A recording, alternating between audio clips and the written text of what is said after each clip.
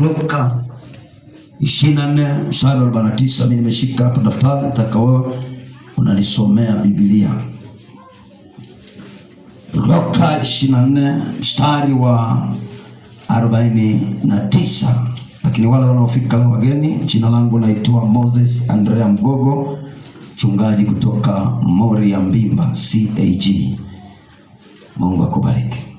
Luka 24 mstari wa 49 anasema, natazama nawaletea juu yenu ahadi ya Baba yangu. Natazama nawaletea juu yenu ahadi ya Baba yangu. Lakini kaeni humu mjini. Lakini kaeni humu mjini. Hata mvikwe uweza utokao juu. Hata mvikwe uweza utokao juu.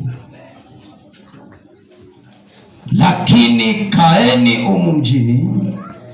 Hata mvikwe uweza utokao juu. Haya ni maneno ya Yesu Kristo mwenyewe aliyokuwa anaongea na wanafunzi wake kabla hajapaa kuondoka kurudi tena kwa Baba.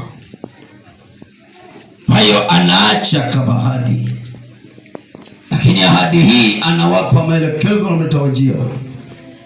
Kwa anasema watulie, waisubiri ili wavikwe uweza utokao juu.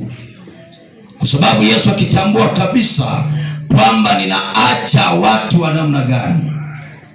Maana tunaposoma Biblia tunaona jinsi ambavyo wale wanafunzi wa Yesu kwa kadri walivyokuwa wanatembea na Yesu, tunaona jinsi ambavyo udhaifu wao mwingi uliokuwa unatokea njiani wakati wanamfuata Kristo huku na kula na kukwenda. Kwa kuna udhaifu ambao ulikuwa unatokea, lakini Yesu alikuwa anaenda nao. Kwa nini? Kwa sababu alijua kwamba hawa bado hawajavikwa uweza. Amen. Bwana asifiwe sana. Amen. Walikuwa ni watu ambao wana maamuzi mengi. Tukijifunza kwa Petro, alikuwa anatembea na hali hiyo wakati mwingine ya kujiamini, lakini anapoliona jambo woga unamjia sana.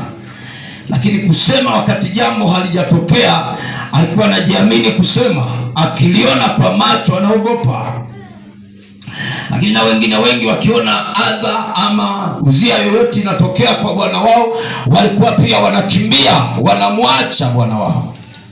Kwa Yesu bado alikuwa anaenda nao kwa sababu anajua hawa bado hawajapokea uweza. Bwana Yesu asifiwe. Amen. Kwa sababu asingefanya chochote na maamuzi yoyote kwa habari ya kazi waliokuwa wanatakiwa kuifanya ulimwenguni, maana uweza bado. Kwa hiyo hapa kabla hajapaa ndipo anasema, lakini mimi naondoka. Nitakapoondoka anasema, ninyi kaeni humu mjini kwanza, ili niwaagizie uweza kutoka kwa Baba. Bwana Yesu asifiwe sana.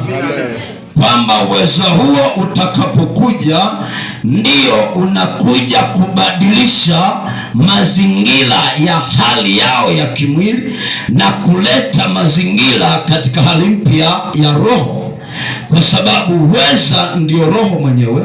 Na Yesu anajua watakapompokea huyu Roho Mtakatifu ndiye atakayebadilisha hata uoga walionao, hata kushindwa wanakoshindwa, hata namna ambavyo kuna wakati wanateteleka kwenye safari.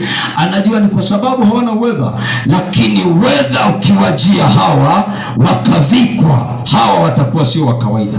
Amina. Ndio maana akasema kaa, tulia hapo. Bwana Yesu asifiwe. Amina. Lakini pia kitabu cha Luka mtakatifu, nisomee kitabu cha Luka mtakatifu hapa, Yohana sura ya 12. Tuangalie ni watu wa namna gani wanaopewa uwezo huo. Bali wote waliompokea aliwapa uwezo wa kufanyika watoto wa Mungu. Aliwapa uwezo wa kufanyika watoto wa nani? Wa Mungu. Wale waliaminio jina lake. Ndo wale waliaminio jina lake, ambao bila shaka ni mimi na wewe. Haleluya, haleluya. Kwa hiyo tunaona uwezo huu Bwana anaagiza, lakini anaagiza kwa ajili ya nani? Kwa hiyo Yohana hapa anafunua kwamba bali wote waliompokea aliwapa uweza. Bwana Yesu asifiwe sana.